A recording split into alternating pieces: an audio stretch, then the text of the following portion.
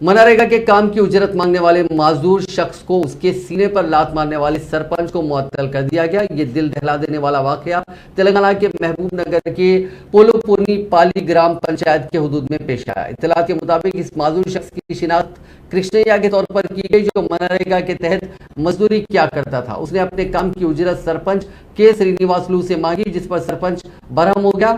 उसने इस माजूर शख्स के सीने पर जोर से लात मारी। हालांकि इस माजूर शख्स का बेटा बीच बचाव के लिए आगे आया, तो हम सरपंच ने इसी दौरान एक जोरदार लात कृष्णैया के सीने पर मारी।